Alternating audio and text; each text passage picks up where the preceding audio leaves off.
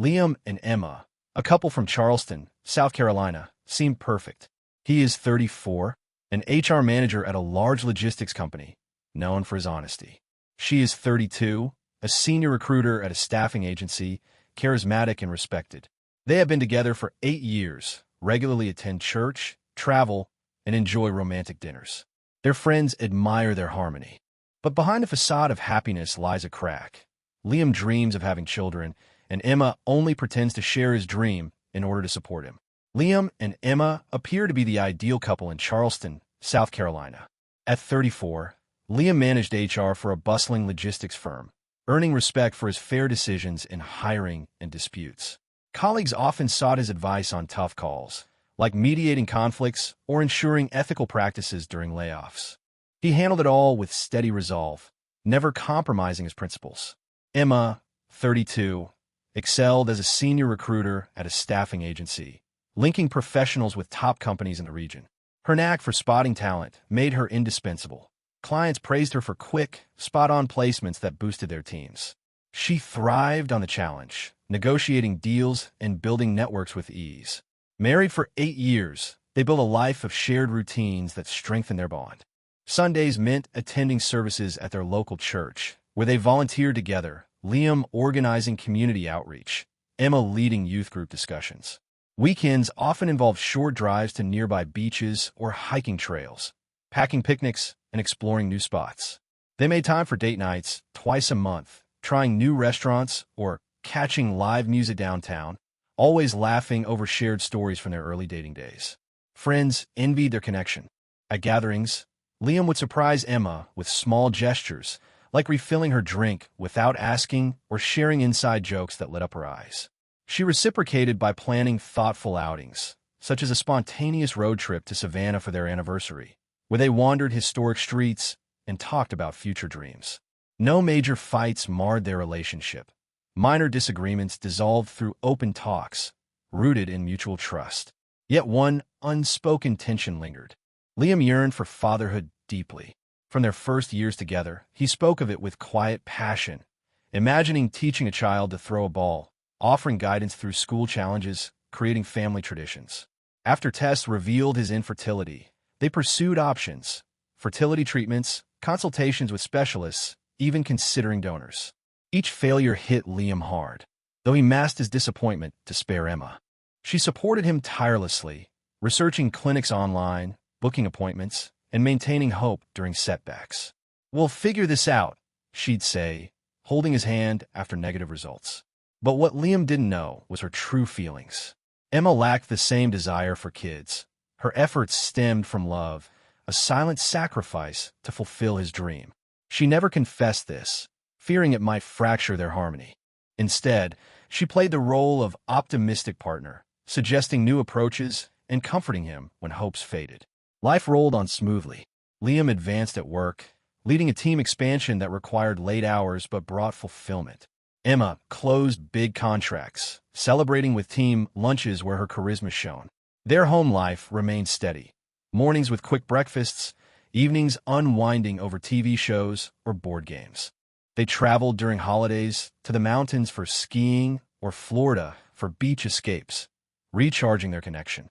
Subtle changes began creeping in. Emma started bringing home unexpected items. First, a sleek gold bracelet appeared on her wrist during dinner. "A bonus from that tech firm placement," she explained casually. Liam nodded, proud of her success, and they toasted to it. Then came a high-end smartphone upgrade, justified by another work win. He didn't question it. Trust defined their marriage. A few weeks later, she arrived with a designer handbag slung over her shoulder. "Combine some savings with a reward for hitting quarterly targets," she said. Liam admired her drive, mentioning it to co-workers the next day. "Emma's killing it at her job," he'd boast, feeling fortunate to have such a capable partner. The pattern escalated when she announced a down payment on a new SUV. "It's practical for our trips, and the financing is low," she reasoned. Liam helped her pick the model online, excited about future adventures. To him, these were signs of her hard work paying off, reinforcing his admiration. Unbeknownst to Liam, whispers circulated at church. His friend Aaron, a deacon, noticed odd behaviors from Pastor James. lingering conversations with Emma after services, shared glances during events. Aaron dismissed it at first, but doubts grew. One evening, he pulled Liam aside after a Bible study. "Hey man, everything okay with you and Emma?" Aaron asked vaguely. Liam shrugged it off. "Better than ever." "Why?" Aaron hesitated, but said nothing concrete, not wanting to stir trouble without proof. Liam drove home that night, mind on the weekend ahead, a planned hike with Emma. He had no inkling that her bonuses hid a darker truth, or that their perfect life teetered on the edge of collapse. As Friday approached, Liam wrapped up his week productively, finalizing reports and mentoring a new hire. His phone buzzed mid-afternoon. "Aaron," sounding urgent. "You need to get to that Italian spot in Mount Pleasant right now. Trust me, it's important." No details, just insistence. Liam's pulse quickened. Aaron wasn't one for drama. He grabbed his keys, heading straight there, mind racing through possibilities. An emergency with a church member? A surprise event? Pulling into the parking lot, he scanned the outdoor tables. No Aaron. Stepping inside, he spotted Emma at a corner booth across from Pastor James. Their postures screamed intimacy. Leaned in close, her hand brushing his arm. Smiles too personal for a casual chat. Liam froze, heart slamming. This wasn't counseling, it was betrayal. He approached, pulling out a chair. Silence fell. Emma's eyes widened in shock. "Liam, what?" she stammered. Pastor James shifted uncomfortably. Liam's voice stayed level. "Explain." "Now." Emma faltered. "It's not what it looks like." But her tone betrayed her. "We've been involved for months." The admission hit like a punch. Liam demanded details. How it started during a church retreat. How it grew into secret meetings. The gifts from work, funded by James, siphoned from church donations. Jewelry, phone, bag, all bought with tithes meant for community aid. Rage built, but Liam held composure. "You stole from the people who trusted you," he said to James. "To Emma, and you lied to me every day." He stood, walking out without another word, dialing Aaron en route. "I saw it. All of it." Aaron, who'd tipped him off after witnessing a suspicious embrace earlier, confirmed his fears. That night, Liam packed Emma's essentials, leaving them by the door. When she returned, pleading, he shut it firmly. "We're done." The next day, Aaron reported to church elders. An investigation uncovered receipts linking church funds to Emma's luxuries. Over $5,000 diverted. James was suspended immediately, forced to repay everything. Emma returned the items, humiliated, as word spread through the congregation. Support poured in for Liam. Meals from friends, offers of company. He focused on work, channeling energy into projects. But the void remained, his dream of fatherhood unfulfilled. Months later, Liam explored adoption as a single parent. Agencies guided him through steps, home studies, classes. For the first time since the shatter, hope flickered. He wasn't just surviving. He was rebuilding, one deliberate choice at a time. Liam drove back to Charleston from Mount Pleasant, the restaurant confrontation replaying in his mind. Emma's words, "We've been involved for months," cut deeper with each mile. He gripped the steering wheel, knuckles pale, resisting the urge to call her. Instead, he dialed Aaron again. "It's worse than you thought," Liam said, voice tight. "James used church money for her gifts." Aaron, stunned, promised to escalate it to the elders first thing tomorrow. At home, Liam paced the living room. The space felt foreign without Emma's presence. Her usual evening routine of brewing tea or flipping through a magazine replaced by silence. He sat, staring at his phone, tempted to check her social media for clues, but stopped himself. Trust was gone, and chasing answers wouldn't rebuild it.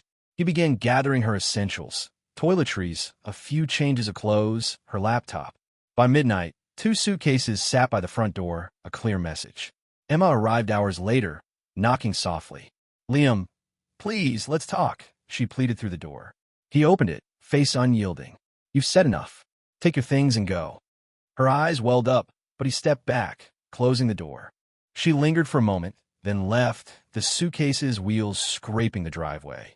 The next morning, Aaron met with the church elders before services. He laid out everything. The restaurant scene, the suspicious gifts, the pastor's odd behavior at recent events. "I saw them at a coffee shop last month. Too close for comfort," Aaron admitted. "I didn't want to believe it, but last night confirmed it." The elders, a group of 5, listened grimly. They summoned Pastor James for an immediate meeting. James arrived, posture slumped, avoiding eye contact. He admitted to the affair, claiming it just happened during late-night planning for a church fundraiser. The elders pressed harder, asking about the gifts Liam mentioned. James stammered, then confessed.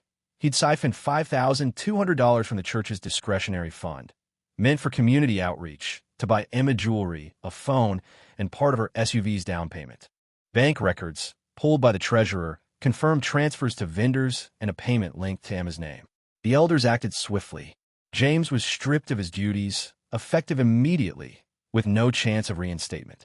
They demanded full repayment within 30 days, threatening legal action otherwise. James agreed, head bowed, and left the meeting. By noon, his office was cleared, his name removed from the church website. Word spread fast. By Sunday service, whispers filled the pews. Members approached Liam, offering support. "You didn't deserve this," one said, gripping his shoulder. Another brought him a casserole, insisting he shouldn't be alone. Liam nodded, grateful but guarded, still processing the betrayal scale. Emma, meanwhile, checked into a hotel near Charleston. She texted Liam once, "I'm so sorry. I never meant to hurt you." He didn't reply. She called her sister, Lauren, in Columbia, arranging to stay there temporarily. Lauren, shocked but supportive, drove down to pick her up. On the ride, Emma sat quietly, staring out the window, her career and social ties unraveling. Her agency caught wind of the scandal. Clients began pulling contracts, citing trust issues. By Monday, her boss put her on leave, pending review. The church investigation deepened. Elders found more evidence. Receipts for a spa weekend, a $1,000 necklace, and concert tickets, all tied to church accounts. They contacted Emma, demanding she return the items or their cash value. She complied, delivering the bracelet, phone, and handbag to the church office, avoiding eye contact with the secretary. The SUV was trickier. She'd financed it, but the down payment was tainted. She sold it at a loss to cover the church's claim, her savings drained. Liam threw himself into work, leading a new diversity training program. Colleagues noticed his focus, mistaking it for resilience. But at night, alone, the weight hit harder. He trusted Emma completely, shared every dream with her, especially fatherhood. Learning her support for kids was a facade stung worse than the affair itself. He confided in Erin over coffee. "She didn't even want kids," Liam said. "All those appointments, all her encouragement. It was for me, not us." Erin listened, then suggested counseling, but Liam wasn't ready. The church community rallied around James's wife, Sarah, and their 2 kids. Members organized meal trains, drove the kids to soccer practice, and checked in daily. Sarah, blindsided by the affair, met with an elder privately. "I had no idea," she said, voice breaking. She filed for separation, unable to reconcile with the betrayal. James left Charleston days later, leaving no forwarding address. Liam's thoughts turned to his future. Fatherhood, once tied to marriage, now felt possible alone. He spent evenings researching adoption agencies, reading about single-parent processes. A local agency offered free seminars. He signed up for one, jotting notes about home studies and income requirements. The idea sparked something, hope maybe. He pictured reading to a child, helping with homework, building a life with purpose. By week's end, the church announced a new interim pastor. Services resumed, but the mood was somber. Members debated how to prevent future breaches, proposing stricter financial oversight. Liam attended, sitting in the back, feeling both supported and exposed. Friends invited him to dinners, game nights, small gestures to keep him grounded. Emma, now at her sister's, avoided social media and old friends. Shame kept her indoors, declining Lauren's invites to local events. Her career hung by a thread. She drafted resignation emails but couldn't send them. The community she'd once charmed now saw her as a pariah. Liam, though, found clarity. He met with the adoption agency, starting paperwork. The process was daunting, background checks, interviews, but it gave him direction. Betrayal had shattered his old life, but it couldn't steal his dreams. Each step toward adoption felt like reclaiming his future, one he'd build on his own terms. Liam sat in a Charleston coffee shop, scrolling through adoption agency emails on his laptop. The sting of Emma's betrayal lingered, but the agency's seminar details, home visits, financial reviews, parenting classes gave him a new focus. He jotted down questions. How long for approval? What support exists for single dads? The idea of fatherhood, once a shared dream, now felt like his alone to chase. He wasn't ready to forgive, but he was ready to move forward. At work, Liam led a new project streamlining employee onboarding. His team noticed his intensity, mistaking it for ambition. He stayed late, refining training modules, not because he had to, but because the office was a refuge from the quiet of home. Colleagues invited him to after-work drinks, and he joined occasionally, offering small smiles but keeping conversations light. "You're handling this like a champ," one said, unaware of the nights he spent wrestling with anger and loss. The church community buzzed with fallout from the scandal. Elders tightened financial controls, requiring dual signatures for all expenditures. Members debated in hushed tones after services, some blaming Emma, others pitying her. A few approached Liam with awkward encouragement. "God's got a plan for you," an older woman said, patting his arm. He nodded, unsure if he believed it, but grateful for the intent. Aaron, ever loyal, checked in daily. Over lunch, he shared updates. Pastor James had settled in a small town 2 hours away, working odd jobs. "He's laying low, but people talk," Aaron said. "He's got no pulpit, no influence." Liam listened, feeling no satisfaction. James's ruin didn't erase the betrayal. Aaron shifted gears, asking about adoption. "You serious about it?" Liam nodded. "It's the one thing I can still see clearly." Emma, meanwhile, struggled in Colombia at her sister Lauren's apartment. Her leave from the agency stretched into weeks, with clients refusing to work with her. She spent hours drafting apologies to colleagues, deleting each one. Lauren pushed her to get out, join a book club, take a walk, but Emma declined, haunted by her choices. Returning the church-funded gifts was a public humiliation. She dropped them off at the church office under the secretary's cold stare. The SUV sale left her with a beat-up sedan and a drained bank account. The church elders pressed for accountability. They compiled a full report, $5,200 misappropriated, itemized with receipts for a necklace, $1,000, phone, $800, spa trip, $1,200, and partial car payment, $2,200. Emma repaid her share in installments, borrowing from Lauren to cover the rest. The elders considered legal action but settled for a formal agreement. Full repayment, no further contact with the congregation.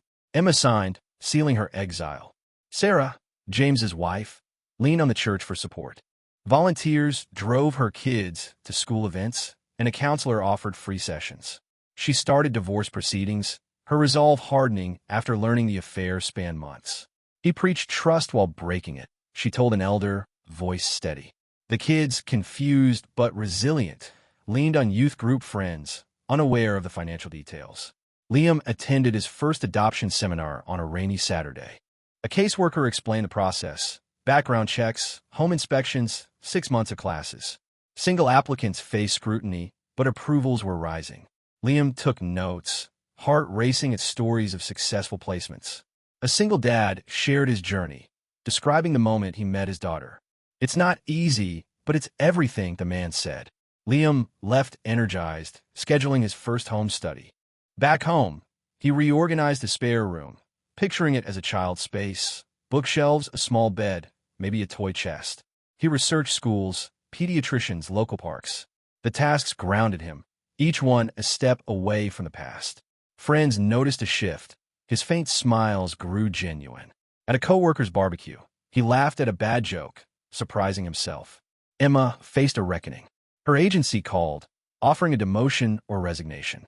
She chose the latter, unable to face colleagues' whispers. She applied for remote jobs, but her reputation followed her. Charleston's tight-knit professional circle didn't forgive easily. Lauren urged therapy, but Emma resisted, burying herself in job boards instead. Late at night, she scrolled Liam's social media, seeing his recent posts about adoption webinars. Guilt hit hard. She'd faked enthusiasm for his dream while chasing her own desires. The church held a meeting to address the scandal's impact. Members packed the hall, some angry, others grieving. An elder outlined new safeguards, transparent budgets, regular audits. A few demanded restitution go to charity. Others wanted healing for Sarah and Liam. Liam spoke briefly, thanking the community.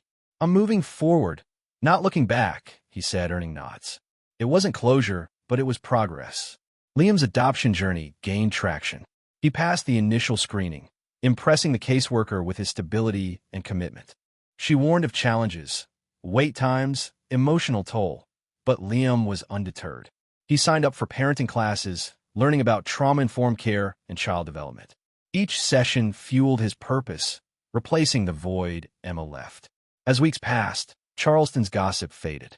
Emma became a cautionary tale, James a ghost. Liam, though, was no longer the betrayed husband.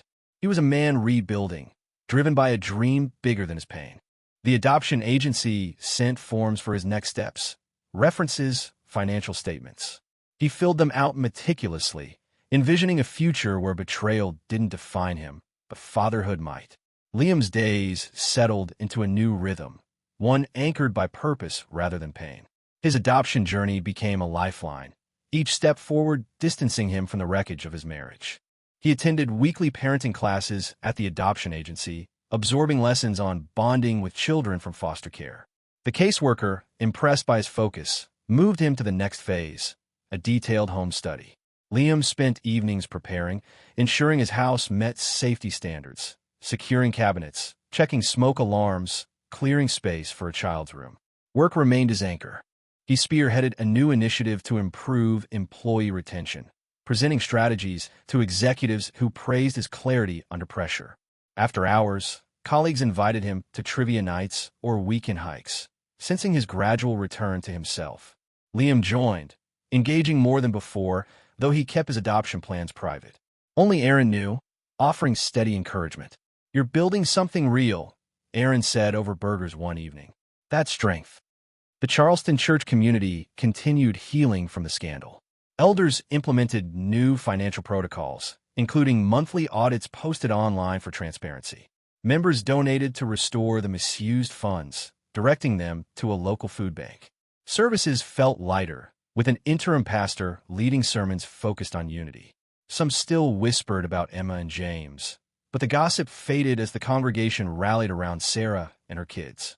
Volunteers organized game nights for the children, while others helped Sarah with errands as she navigated her separation. Sarah met with a divorce lawyer, finalizing papers to end her marriage to James. She confided in a close friend from church, admitting the betrayal felt like losing her identity. "I trusted him with everything," she said, voice steady but raw. The church arranged free counseling, and Sarah attended, slowly rebuilding her confidence. Her kids adjusted, leaning on youth group activities to cope. The eldest, a 14-year-old, asked pointed questions about their dad's absence, but Sarah answered honestly, shielding them from the worst details. Emma, isolated in Colombia at her sister Lauren's, faced a shrinking world. Her resignation from the agency left her jobless, and remote job applications yielded rejections. Her name was toxic in Charleston's professional circles. She avoided social media, unable to face posts from former friends or updates about Liam's progress. Lauren pushed her to confront her mistakes, suggesting therapy or even an apology to Liam. Emma balked, trapped by shame. "I can't face him," she told Lauren, staring at her phone, where an unsent apology text sat in drafts. The church's demand for repayment weighed heavily. Emma had returned the tainted gifts, bracelet, phone, handbag, but the $2,200 for the SUV's down payment lingered. She drained her savings and borrowed from Lauren to settle it, wincing as she wired the final payment. The elders confirmed receipt, closing the matter without further contact. Emma's ties to the church severed completely. Former friends stopped calling, and her once vibrant social life vanished. Liam's home study went smoothly. The caseworker toured his house, noting its tidiness and the room he'd prepared with a small desk and shelves for books. She asked about his support system. Liam listed Aaron, co-workers, and church friends. "You're grounded," she said, approving his application for the next stage, matching with a child. Liam's heart raced. He was closer to fatherhood than ever. He began reading about foster care adoption, learning about children waiting for homes, their stories stirring both hope and caution. One evening, Aaron shared news over coffee. James had resurfaced in a small Georgia town, working as a warehouse clerk. "No one trusts him there either," Aaron said. "He's done." Liam nodded, feeling no joy in James's downfall. The pastor's choices had cost him everything, his career, family, reputation, but Liam refused to dwell on it. His focus was forward, adoption forms, parenting classes, a future he could shape. Emma's sister, Lauren, grew frustrated with her withdrawal. "You can't hide forever," she said, urging Emma to volunteer or take a course to rebuild her life. Emma nodded but stayed passive, spending days scrolling job boards or watching TV. A former colleague texted, offering a reference for a low-level admin job, but Emma hesitated, fearing rejection. Her confidence, once her strength, was gone, replaced by a quiet regret she couldn't voice. At church, Liam spoke at a community meeting, thanking members for their support. "I'm starting over," he said simply, earning applause. He didn't mention adoption, keeping it personal, but his resolve inspired others. A few members approached afterward, sharing their own stories of resilience, strengthening his sense of belonging. Liam's parenting classes ended, and he received a call from the agency. They'd identified a potential match, a 6-year-old boy in foster care, described as curious but shy. Liam reviewed the file, heart-pounding. The boy loved puzzles and soccer, traits Liam could nurture. He agreed to a supervised visit, spending the next week researching child-friendly activities in Charleston, museums, parks, libraries. As the visit approached, Liam felt a mix of nerves and excitement. He confided in Aaron, who grinned. "You're going to be a great dad." Liam hoped so, picturing soccer games and bedtime stories. The betrayal that had shattered his world now felt like a distant storm. Emma and James had faced their consequences. Liam was crafting his own path, one step, one choice at a time. Liam stood in a Charleston park, watching a 6-year-old boy named Ethan kick a soccer ball. The supervised visit, arranged by the adoption agency, was their first meeting. Ethan, small but quick, chased the ball with focus, glancing at Liam for approval after a good kick. Liam clapped, offering a thumbs up, his nerves easing. The caseworker observed, noting their interactions. "He's warming up to you," she said. Liam nodded, heart full, seeing glimpses of the fatherhood he'd always wanted. Back at work, Liam's leadership shone. He finalized a company-wide wellness program, earning a commendation from his boss. Colleagues invited him to a local brewery, and he joined, laughing at their stories, feeling lighter than he had in months. The pain of Emma's betrayal hadn't vanished, but it no longer defined him. He confided in Aaron about Ethan over dinner. "He's got this spark," Liam said. "I think I could be what he needs." Aaron raised his glass. "You already are." The church community stabilized. New financial oversight, quarterly audits, open budget meetings restored trust. The interim pastor led with humility, focusing sermons on forgiveness and renewal. Members supported Sarah, James's ex-wife, who enrolled in a part-time nursing course, reclaiming her independence. Her kids thrived in youth programs, their resilience buoyed by the congregation's care. Sarah thanked Liam privately after service. "You didn't let this break you," she said. "That helps me keep going." Liam squeezed her hand, grateful for the shared strength. Emma remained in Columbia, a shadow of her former self. Her job search stalled. Even entry-level roles rejected her, citing her tarnished reputation. Lauren pushed her to volunteer at a local shelter, hoping it would rebuild her confidence. Emma went once, sorting donations, but felt out of place, haunted by Charleston's judgment. She drafted a letter to Liam, apologizing for the affair and her lies about wanting kids. She never sent it, fearing his silence would hurt more than his anger. Nights were spent alone, scrolling job listings, her once vibrant ambition dulled. The church closed its case against Emma and James. All misappropriated funds, $5, $200, were repaid.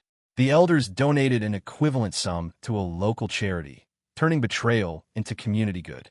Members rarely mentioned the scandal now, focusing on rebuilding. A few reached out to Emma, offering forgiveness, but she declined, too ashamed to reconnect. James, still in Georgia, worked long hours in a warehouse, his name absent from Charleston's conversations. His absence was a quiet justice. Liam's adoption process accelerated. Ethan's supervised visits became weekly, each one strengthening their bond. They built puzzles together, Ethan giggling as Liam pretended to struggle with a piece.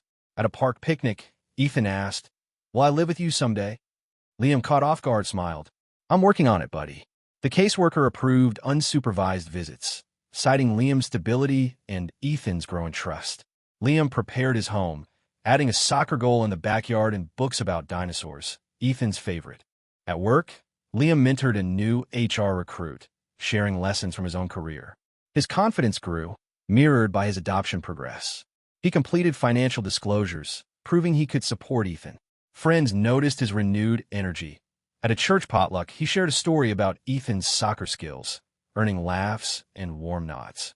"You're going to be a great dad," a friend said. Liam believed it now. Emma faced a turning point. A former colleague offered a freelance gig, data entry, low pay, remote. She accepted, desperate for income. The work was tedious, but gave her structure. Lauren celebrated, urging her to keep going. "You messed up, but you're not done," she said. Emma nodded, starting therapy to confront her guilt. She thought of contacting Liam, not for reconciliation but closure, but held back, respecting his new path. The church hosted a community outreach event, raising funds for foster care programs.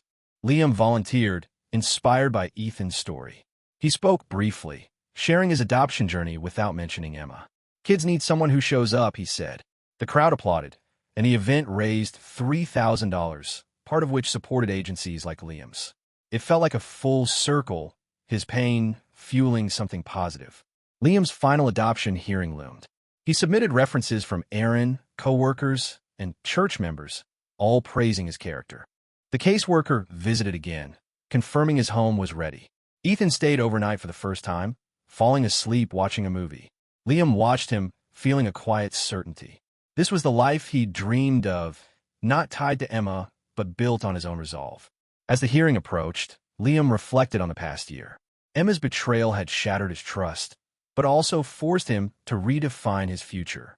James's downfall and Emma's isolation were consequences of their choices, not his doing. He felt no need for revenge. Their punishment was their own regret. Liam's justice was in moving forward, creating a home for Ethan, proving love could outlast betrayal. The morning of the hearing, Liam woke early, nervous but ready. He packed Ethan's favorite snacks, imagining their first day as a family. The betrayal that once consumed him was now a faint scar, overshadowed by hope. Liam wasn't just surviving. He was thriving, building a legacy of care, one soccer game, one puzzle, one choice at a time.